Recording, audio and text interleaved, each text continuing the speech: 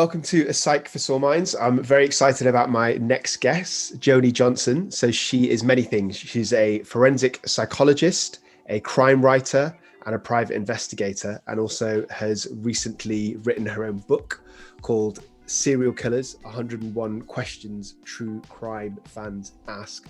And on top of all of that, she has her own YouTube channel. So welcome, Joni. Nice to talk to you. I'm really happy to be here.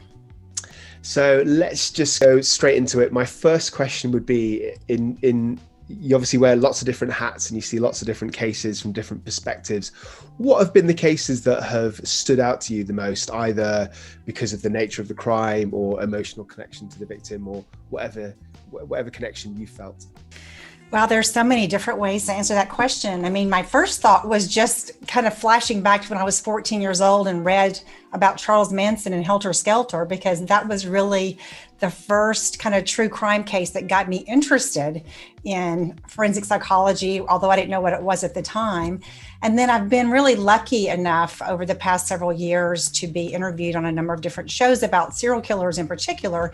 And one of the benefits of that, I think, is just getting access to a lot of information that isn't always made public. And so there have been a lot of cases. I'm thinking about Samuel Little, who currently has the most confirmed victims of any serial killer in the United States. That was a really interesting case, and being able to watch interviews with him was really interesting. And it really hit home for me what a difficult job it is for investigators who are interrogating somebody, because there's this kind of dance that tends to go on between establishing rapport with this person because you want to get information from this person. You want to provide some closure for families and some resolution to law enforcement, in this case, among 11 different states.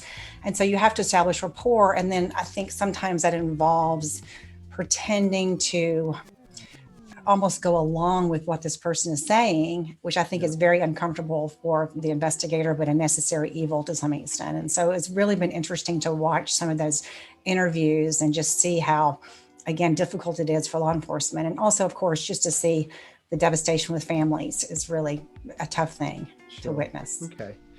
And it does certainly seem that you've got an inclination or a special interest in serial killers. Of all the different cases that you've seen, what is it, do you think, that draws you to that particular type of perpetrator or that type of crime? I think that many of us have a fascination, a morbid fascination, really, with serial killers. I think for a couple of different reasons. One is they so often, particularly when we're talking about male serial killers, they so often target strangers. And I think that many of us can think of a situation in our heads when we really wanted to kill somebody that we knew. We just got so angry at that person, or so hurt, or felt so betrayed. So it's kind of like we can almost understand that, not agree with it, or, think it's a good thing. But then to think about somebody just going out and targeting somebody that they don't know and subjecting that person to sometimes just unspeakable horrors is something that I think is frightening. Yeah. And I think it's incomprehensible to some extent. And I think also just, the lack of remorse and empathy that you often see is something that is really, it's still, after all these years, difficult for me to get my head around it. I'm often struck by, I will, talk to somebody who maybe was at a bar when, as it turned out later on, the person that they had just met ended up going off with a serial killer. And this person, 10 years later, 15 years later, is consumed with guilt.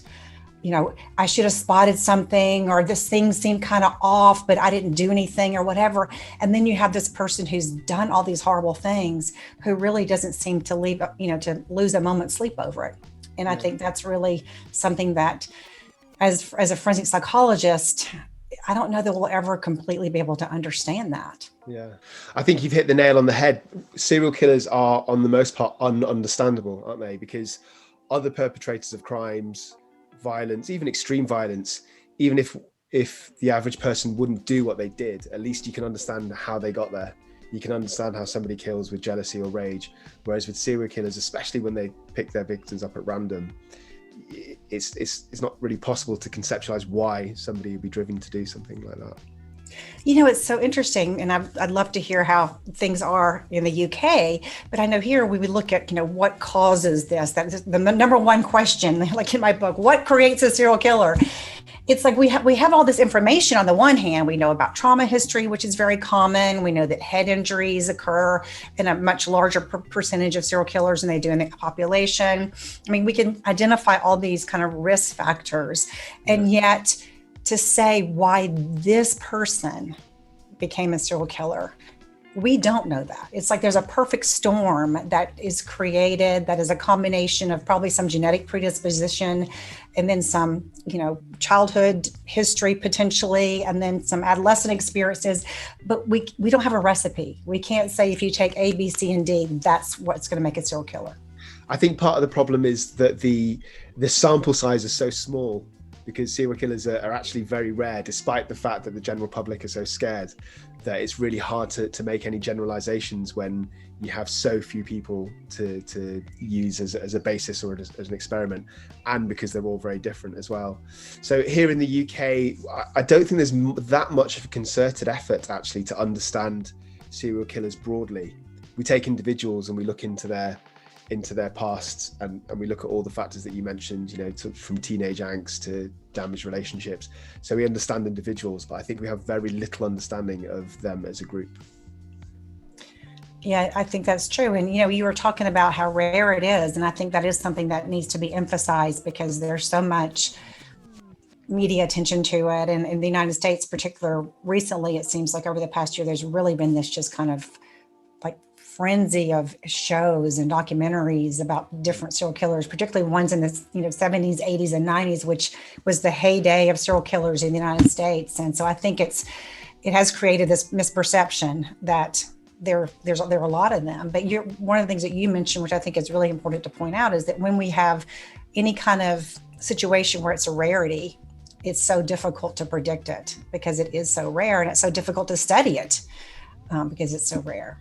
Absolutely.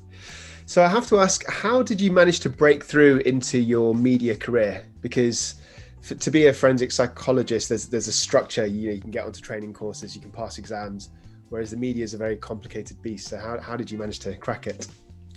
Oh gosh, okay. I'm going to try to give you a relatively short answer because, I've learned to kind of go, well, it was this way, and make it seem like it was this like straight line, like, oh, I just had this goal, and when in reality, it was very like this and this and this. And so when I was a practicing therapist, or more of a clinical psychologist, I was on the board of the Mental Health Association living in Dallas at the time. And we were looking to do kind of some public service announcements around mental health. And somehow, I'm not sure I have the answer to that question, but somehow I got drafted as the person to be on the news with this kind of mental health spot. And I really loved it. And what I loved about it is people would call in the show later and they would say, oh, I didn't know about this, or this was so interesting, or this helped my brother, or this helped my sister. And so I really realized it was really important to me to communicate mental health information to the public. Not just to my peers, which is another important group to be collaborating with. So when I moved to San Diego, I really just went to a local university and said, hey, I did this show. They had a local TV station. It was a university TV station. I'd be happy to host and produce this series about mental health. And so they were like, okay, you'll work for free? Like, yes. So I did that, and I'd always been doing some forensic work, but about, maybe 20 years ago, I really began specializing in it because it was my interest. I just don't think I knew exactly how to segue into it. Yeah. And I think for a long time, I thought, okay, if you do forensic, you're going to be in court testifying all the time, which is very stressful. I do testify, but it is low on the totem pole of satisfaction for me. It's stressful. And so as I began doing forensic work, I began, a friend of mine asked me if I would be interested in writing a column or a blog for Psychology Today, because I did do some writing and that kind of stuff. And so I began writing about initially just general topics. And then the more I specialized in forensics, then the more I began writing about kind of where law and psychology intersect. And I had always been interested in true crime. I mean, that's, like I said, my mom was that way. And, when I was 14, I was reading inappropriate books probably about crime and those kind of things. And so I just, I began writing this blog for Psychology Today, and then somebody would call me up and say, "Hey, we're doing a show on this," and that kind of thing. And then I've realized over the years that I think there must be some list somewhere that, once you do a couple of interviews, if you do well enough, I guess they kind of go, "Hey, this person will do it," and she sometimes can put two sentences together. And so I began that's kind of how it worked, and so it's kind of progress from there. I really enjoy it though. I really do, because one of the things I'll say is I've found that most of the producers I work with, they really are interested in what you have to say. It's not like, here's a soundbite we want you to say, which was a big fear for me at the beginning. And so I really like that part of it. And did you find that you were a natural? So were you nervous the first few times that you did media work, first few times you went on TV, or did it come quite naturally to you? I'm nervous every time I go on TV. I keep thinking at some point I'm not ever going to be nervous being on TV. But I just, I think I'm probably an introvert by nature, even though I obviously love doing this. So there's kind of a conflict there. Yeah. But I don't get as nervous as I used to. And the other part of it is when you do media stuff that's very comfortable, I think, for mental health professionals, is it's a conversation. Yeah. It's not like, there might be a camera there, but you're not really seeing that camera. You're just talking like you and I are talking. And so that really makes it very comfortable. Once the interview starts, I feel pretty comfortable. It's the butterflies leading up to it. And there's always that little thing of like, this is the one time I'm really going to blow it, or, what if I don't know what to say, or that kind of thing. So I wish I could tell you that either A, I was never nervous, or B, I was the first two times and now I'm not, but that's not how I work, I guess. I think so. I've done bits and pieces of media work, nowhere to the degree that you have. I've done a couple of sound bites for documentaries and been on the radio. And for me, for some reason, I did get a little bit nervous beforehand, and it's because I convinced myself that they want statistics, or they want in-depth kind of analysis of complicated and rare psychiatric disorders, but actually they don't. What they want is fairly basic. If you're in the business, then it's actually quite easy to talk about. So I think I overthink it, and I think that they want something more complicated than they actually do. Once you understand that it's not really a big deal. I would think you would just be a natural, having watched your show, that it would come pretty easily to you, which it sounds like it does, but there is always that. I think when you're in a certain profession, I think we a lot of times think that, like you were saying, they want something a lot more complicated, that the basics, everybody knows the basics. So they're going to be asking these very specific, and really a lot of times people just want to hear the basics, or they want to hear your opinion about the basics. So, well, they might have a broad understanding of the concepts, but they need somebody like us to kind of solidify it and explain it in a simple way to follow. I have to say that giving evidence is probably my favorite part of the job. So I'm curious to know why you dislike it. I have a really good friend who is a former police officer who is literally, I think he's like a gladiator in a former life. Like, he absolutely loves the expert witness stuff, and he goes in there and he likes the controversy and the conflict, and it's competitive. And I think what it is I'm basically a peacemaker at heart. I want things to be like, everybody to be happy and get along and stuff like that. And so even though I know I never take it personally, I understand that the other side, their job is to, a challenge, which they should. And, depending upon who I'm or what, testifying, how that works out, that one person's job is to try to make me look as good as possible. And the other person's job is probably to make me look as bad as possible. I don't take it personally. I don't think I ever have, but I do think I feel that, that instinct, like I said, that it's, I don't like the controversy or the conflict, and that's kind of uncomfortable for me. So it's probably more of a personality thing than anything else, but it is not the part of the forensic psychology role that I enjoyed the most, for sure. But I do have friends like you who just get in there and they're like, this is going to be really good. The reason I think I enjoy it is because unless you get flustered, or unless you let a barrister, be the barrister in the UK, make you disagree with yourself or stumble over your words, then you always should win the argument. I know it's not technically an argument, but it's kind of like a pushing of ideas, because as a psychiatrist or a psychologist, you know more about mental health. Plus, you've probably had more time to study the individual case and the patient.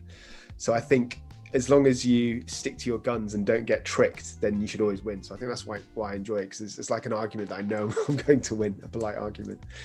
But now, in the UK, are the experts hired strictly by the courts, or are they, depending upon what side?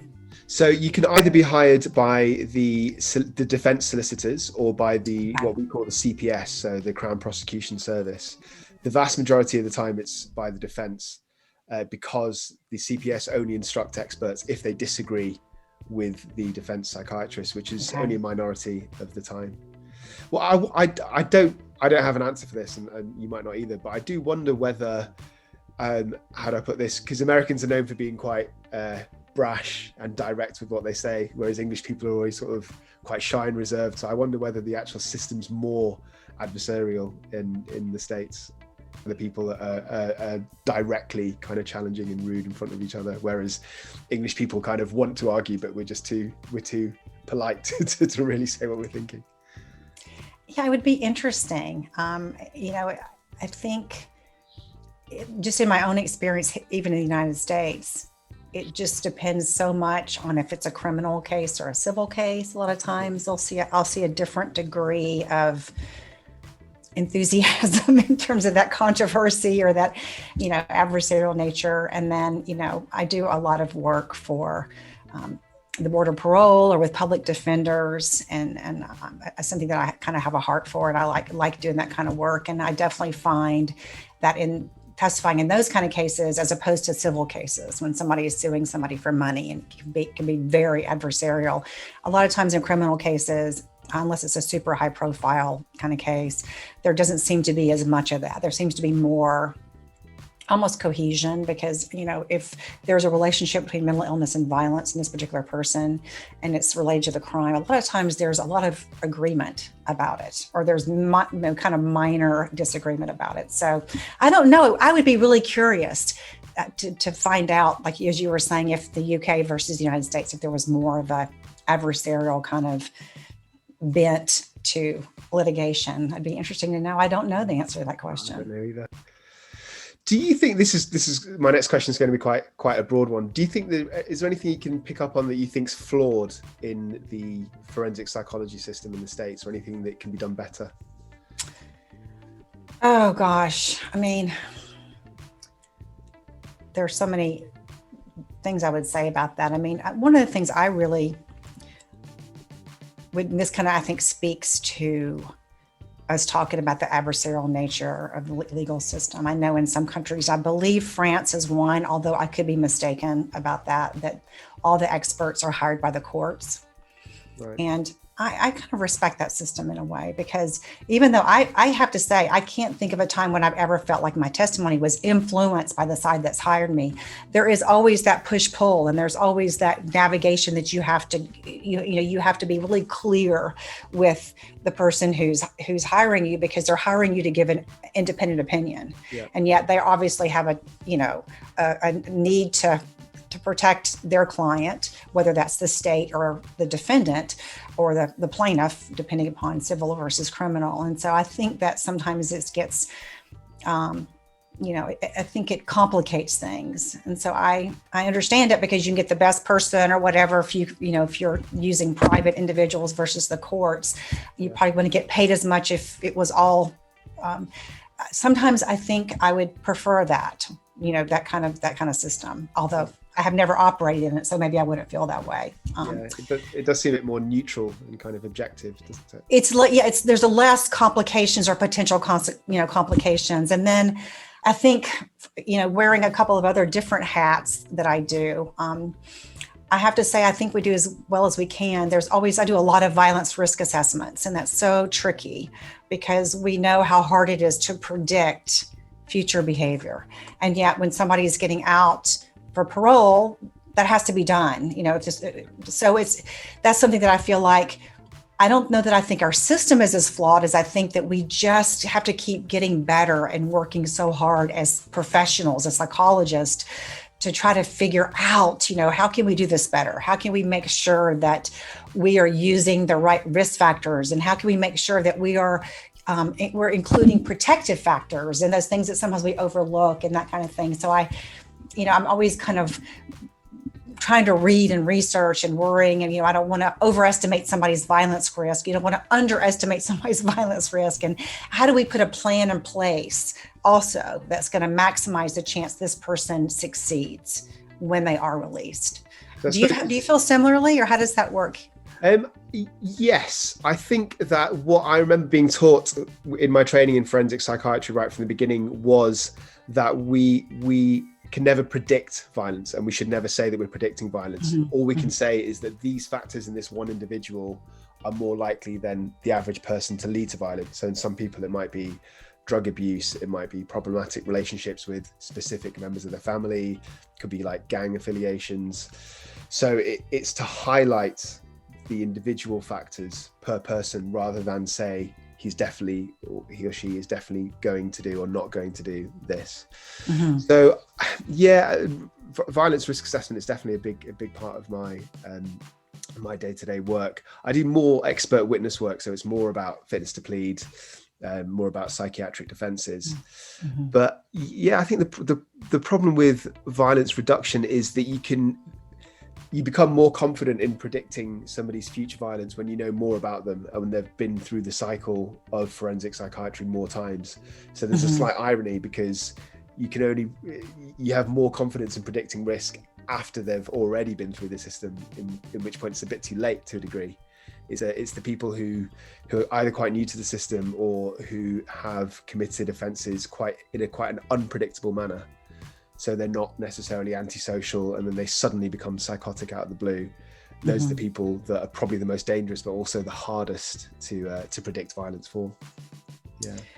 It is tricky. One of the things that we're often asked to do here is if somebody is, for example, been in, or they are in a forensic hospital and they're wanting to be released in the community, we have to try to make some kind of assessment. Obviously we're trying to put together a plan to reduce the risk of violence when they leave, medication monitoring. I mean, there's all kinds of possible things. But one of the things I think is very challenging is, it is different to say this person, these risk factors, but they haven't been violent for 3 years or 5 years, or they've been in this psychiatric hospital. And then you kind of go, but now they're going to be out of a forensic hospital. Now they're going to be, have all these other things. And so kind of walk in that, at some point you have to kind of go, we got to give this person a chance, right? I mean, we can't just leave this person indefinitely, but then that's just something that I think we're always trying to kind of figure out. I think that there's a big section of society, at least here in the UK, who have an attitude of like lock them up and throw away the key. They don't understand that. Well, first of all, it's inhumane, but aside from that, it would clog up the system. So you can't have a psychiatric or even a prison system if you don't release people. And you do have to take a risk at some point. And as you said yourself, often that point is when you give them leave or discharge, because you can never really know what somebody's thinking. Somebody could be in a hospital for years and they could behave in a certain way through learned behavior, or even they could genuinely want to contain their risk at that point. But then further down the line, when you eventually discharge them, when they have all these temptations around them, like drugs, for example, things can change and things can escalate really quickly. And as a forensic psychiatrist or psychologist, you can never know for definite. They can be settled on the ward for 3 years without a single incident of aggression. And then a year down the line, after they're kind of outside of your protection and your observation, anything can happen, really. So yeah, I know. It's a very risky world we both work in. It is, and then all it takes, and I would love to hear your experience in the UK, but I feel like so much of the time, laws get passed here when something dramatic happens. Yeah. So somebody falls through the system, or somebody's probation officer isn't monitoring this person the way they should be monitored, or whatever, and then you have this horrific crime that takes place after somebody has been released, which of course that always needs to be evaluated. We want to look back and kind of go, okay, where did things kind of slip through the cracks or whatever. But I don't know that I think that's the best time to then pass legislation, which becomes this kind of huge shift in how all individuals with this diagnosis or with this crime or whatever are handled. And then for years later, there's the fallout of that litigation. And, and it's reactive. It's not, let's look at the science, let's look at the statistics, let's look at the data that we have. It becomes a political issue. That's really interesting that you say that. I think in the UK, as far as I know, instead of legislation changing, we always have more admin and more paperwork. So something goes wrong, and then somebody, I presume it's a politician of some kind, it escalates to them and they have a solution. The solution is always more bureaucracy. So it's the risk assessments aren't being done thoroughly enough. Therefore, let's make sure that all patients have an extra 2 risk assessments. Or for example, leave used to be done on quite an, I mean, it was analysed on a formal basis, but the way it was written up was quite informal. You just write it, the doctor would write it up in the notes and that would be it. Whereas I think 1 or 2 things happened with forensic psychiatric patients committing violence on leave. And the solution was for the government to have these very formal Section 17 forms. It's just lots of data. So you have to fill in and tick so many more boxes. But it doesn't really, in my opinion, change the risk, because the decision-making process is still the same. And the temptations and the destabilizers in the community are still the same. But I think that it's measurable to have more people spending more time on documents. So that's what happens. It's just more work for the clinical team. And I'm cynical about whether it's actually helpful or not.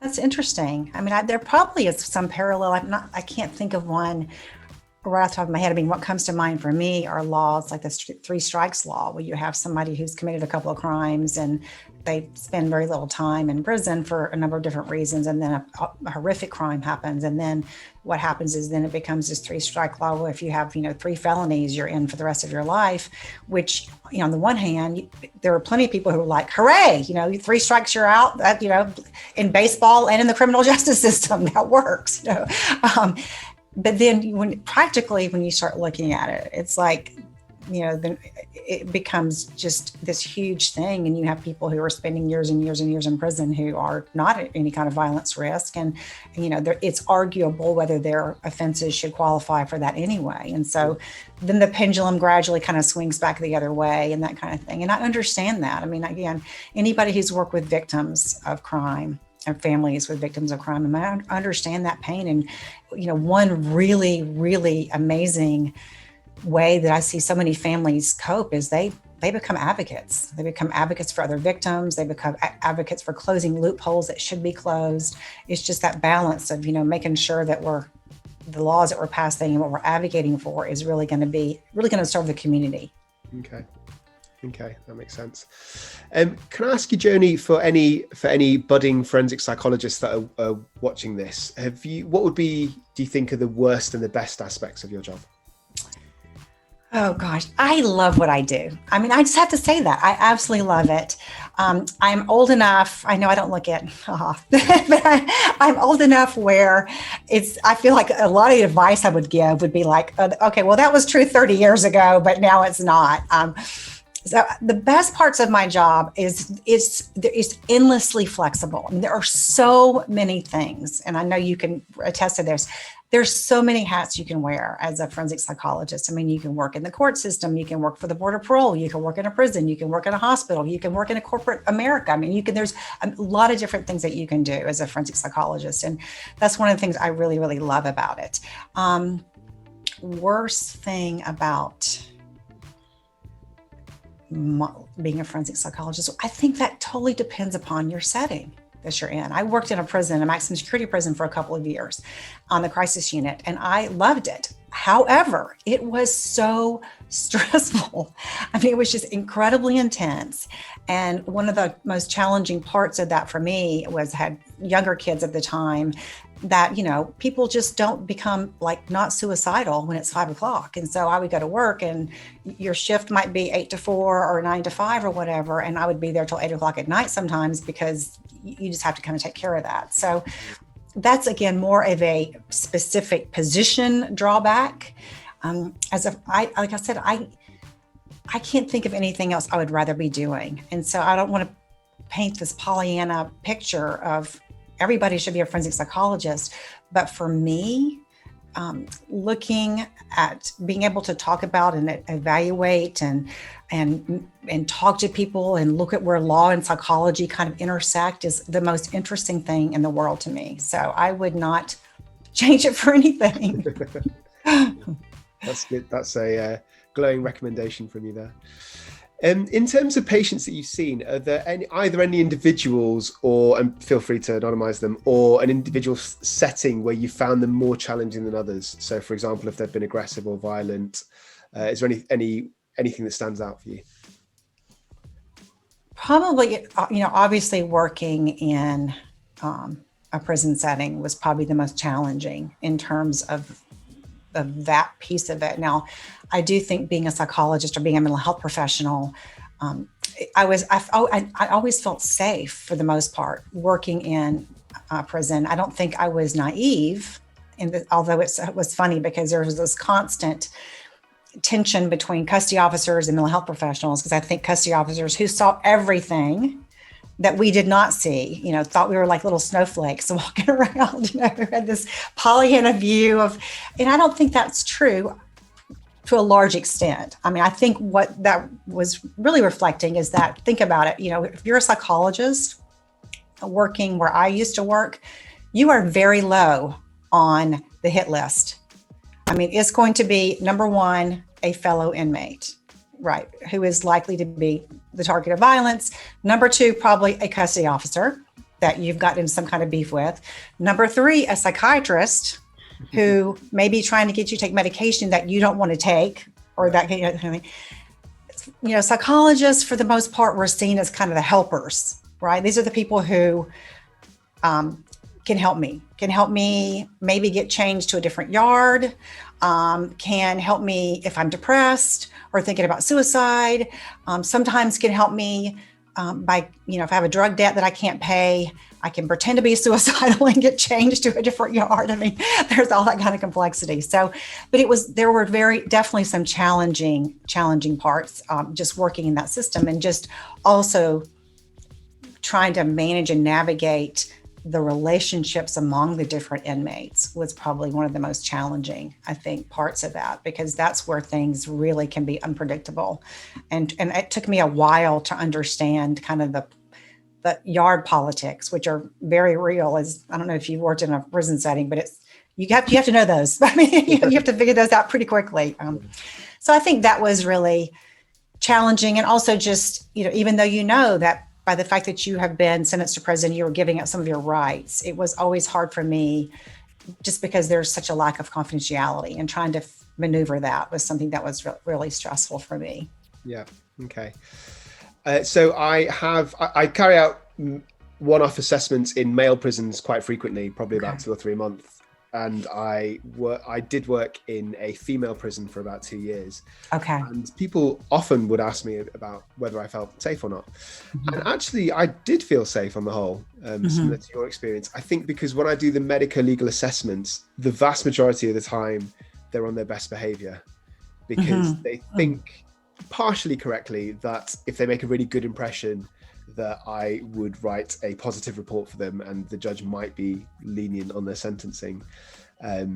So they're generally on their best behavior. The exception to that, I think, are the ones who are completely floridly psychotic, and they literally can't contain their behavior, or they don't understand what's going on. And generally speaking, they tend to be on officer unlock. So you have prison officers with them, or you have to see them like through the hatchet in the door because they're so dangerous. So for those reasons, generally, I've felt quite safe. And I think women's prisons are slightly different, because there is a degree of violence and aggression, but it's a lot less. I think there's a bigger feeling of camaraderie and everyone helping each other. Whereas in men's prisons, especially in the States, from what I hear, there's a lot of gang culture and division, I would say. Okay, so one thing that you mentioned before is about prisoners who might try it on a little bit. So, for example, they might exaggerate suicidality because they want something from you. Is that something that you experience quite a lot, do you think? Do you see defendants and inmates who are exaggerating or malingering for their own gain? I can't say I saw it a lot. I think it was really interesting because, first of all, just by my job, I'm only seeing inmates who are in the mental health system inside prison. And I think it's easy for, people that I talk to on a regular basis. There seems to be, I think, this assumption that if you're in prison, you have some mental health problem, or, it's kind of like the thing that if you're violent, you've got to be crazy, which we know is not true.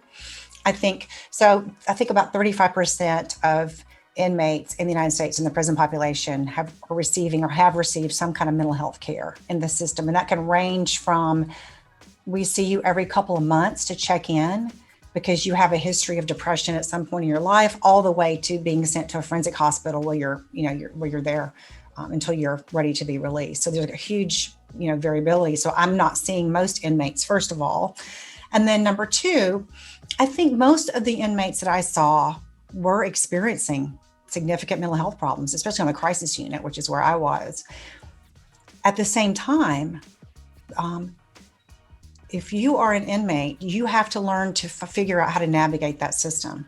And that means surviving. And so I definitely did see on more than one occasion, somebody who, claimed to be suicidal.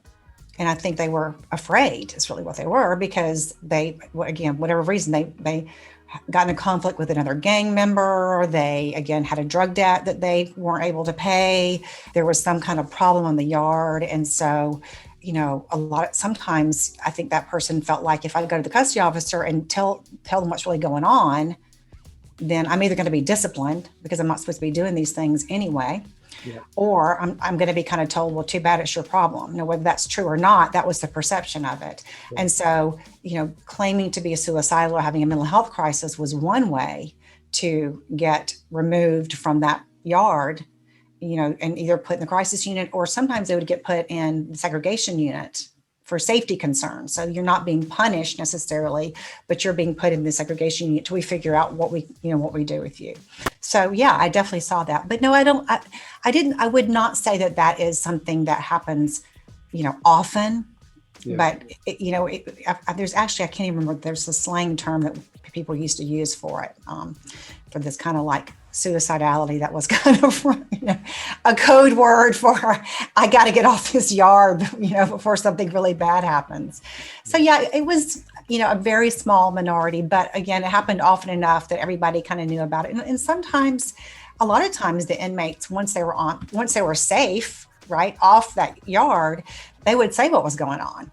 They'd kind of be like, I can't go back here. And that we're not, nobody's going to send somebody back to a yard where they could get hurt. So it was in some respects, a pretty adaptive way of dealing with the situation.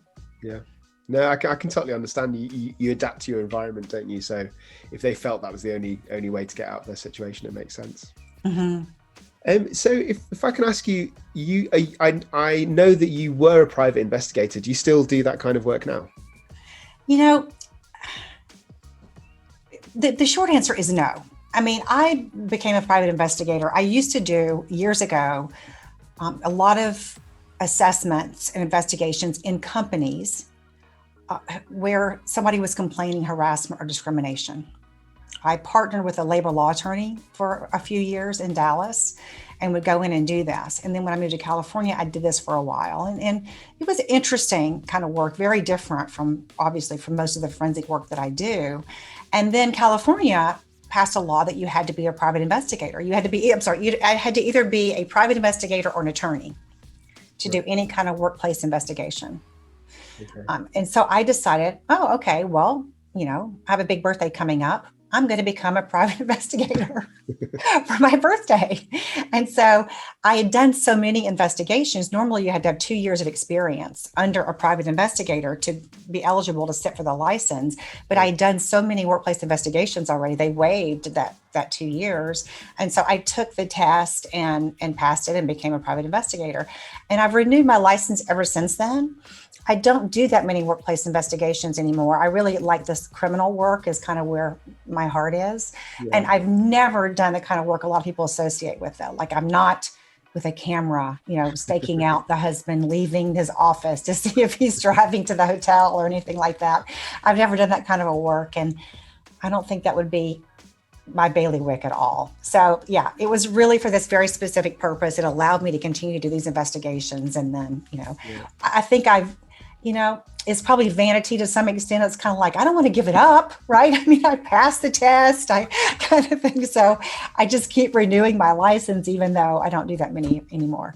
I'm amazed that you managed to fit all of this in, because you have so many different perspectives and so many different kind of areas that you work in.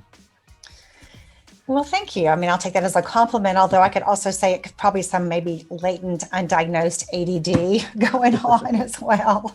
I'll write you a prescription. I like so many different aspects of forensic work. I really do. I mean, it's only been in the past 10 years I've realized that I can't do everything. I mean, I just can't do everything. And so I really like the criminal aspect, and I like the competency to stand trial or the fitness to plead evaluations that you do. I like the criminal responsibility or the insanity pleas. I like working with the Board of Parole and evaluate. That's really where I do most of my work now. But it's great having that background, having been able to do a bunch of different kinds, I think. And despite everything that you do, you've managed to somehow find time to write a book. So it's called Serial Killers, 101 Questions True Crime Fans Ask. Can you tell us a bit about that, please? Can you tell us what inspired you and the process of researching it as well? That really was a gift of the pandemic to some extent. It really did kind of free up my time. And I mentioned this blog that I write for Psychology Today, which has been, it's been, I think, 2009 when I first started doing that blog. And I just have had this amazing group of readers who have kind of followed over the years. And I would get all these questions. I mean, I'm always getting questions. What about this? What about this? What about this? And so, and some of them I felt like I could answer, and some of them I didn't. I mean, I was like, I'm not sure. That's such an interesting question. And so a couple of years ago, I just started writing down questions that people would ask me about serial killers, because that's, again, people are so fascinated by that. I would get a lot of questions, and I do write about different cases. And so they read an article and say, what about this? Or, what causes a serial killer? Or are there any female serial killers? Or blah, blah, blah. And so again, I thought, well, I want to know the answer to these questions. And so when the kind of pandemic started, I thought, I'm going to really write this book in a way just for my readers, just to say, okay, these are all the questions that I've gotten. And of course I added some myself because I don't know everything about serial killers. I don't know that anybody does, but I don't. So I'm like, I'm going to find out what I can. And so this book came about as a result of that. I began looking, writing all these questions down, and then answered the ones that I knew the answers to, and just based on my research and over the years, and then kind of set about trying to answer the ones I didn't know. And how do you do that? How do you find such niche exclusive information about serial killers? It's all over the place. I mean, there are some journals that have written about case studies about serial killers. There are some, we don't have enough research because they're relatively rare. I found out about some serial killers just from looking at international papers. I mean, that's one of the things I feel like in the United States that we, a lot of times, don't pay attention to the rest of the world, as much as I think we should in terms of, and so I was kind of like, gosh, one question that I had for myself was, does the culture in which a person lives, in which they're kind of brought up, would that impact a serial killer? I mean, would it impact in terms of their victims? Would it impact in terms of the way that they operate? I'm kind of curious about that. So I really tried to research serial killers in all these different countries and look and see, what am I seeing here? And I did find that, it's really fascinating that I don't think that a country or a culture creates a serial killer, but I think it can influence the victims that they choose. I mean, I came across a serial killer in one country who had murdered 100 children, and most of the children had never been reported missing. And it's like, well, that's because there's some very specific cultural reasons for that. That, there's a lot of poverty in this culture. There's a lot of street children. There's not as much reporting. There's a sense that the police don't care as much about these children. Whereas in some countries, you're going to see that if you're looking for a vulnerable population, you might, pick sex workers, for example. So it was just really interesting. So I looked in a lot of different places to try to find this information. And then some of them were not that difficult. I mean, one question, that one reader had was, who is the youngest serial killer? I mean, I was kind of like, who is the youngest serial killer? I got to find out who this is, because that's not something that I would come across necessarily in my research or expert witness stuff or interviews or anything like that. And, I found out there was an 8-year-old little boy from India who had killed at least three children when he was 8. And it was like, so then of course, and that was probably the most fun for me. I would go down this whole bunny hole of rabbit hole of like, then I wanted to know, like, well, what happened to him? And, how did this person get captured? And, and what did they do with this person? And where is this person now? And a lot of times it's just a matter of tracking down. I mean, we are so lucky these days in terms of the internet and all the information we can find out about, individuals in different countries just from reading all these different articles and following the trail. So a variety of sources that I used. Wow, an 8-year-old. That blows my mind. Yeah, it blew my mind as well. It did. That's really helpful, Joni. So my last question to you, can you please tell our viewers a bit about your YouTube channel? My YouTube channel is called Unmasking a Murder, and it is, I guess, a true crime YouTube channel. I try to take a case and talk about the case specifics in the beginning, and then more toward the end of it, try to talk about it from a psychology point of view. And I really, really enjoy that. There are so many amazing YouTube channels out there that talk about true crime. And one of the things I'm trying to do with mine is to, make sure I'm staying true to my profession and talking not just about the case, but also about the psychology behind that. Yeah. And so, unlike you, who are incredibly disciplined and are very regular in getting your episodes out, that is something that I am continuing to struggle with in terms of time management. But I love it. I really, really enjoy it. And, the people who watch it and comment on it are just, at least to date, I'm sure not everybody loves it, but I've just gotten such support and positive feedback. I've been pretty overwhelmed by that. So it's something that I'm hoping to move further up in terms of priorities, but I really, really enjoy it. And I can vouch for your channel, Joni. I've watched several episodes and found it really entertaining, really interesting. And like you say, your USP is that you're actually psychologically breaking people down. So you're not just recycling information that's out there. You're giving your own personal view. So, well, thank you. Joni, it's been an absolute pleasure. Thank you so much for appearing as a guest. And I loved it. It was so much fun. It really was. Let's stay in touch, and I would encourage all my viewers to go and check out your book and your YouTube channel as well. Thank you. It's been a pleasure. All the best. Same here. Bye.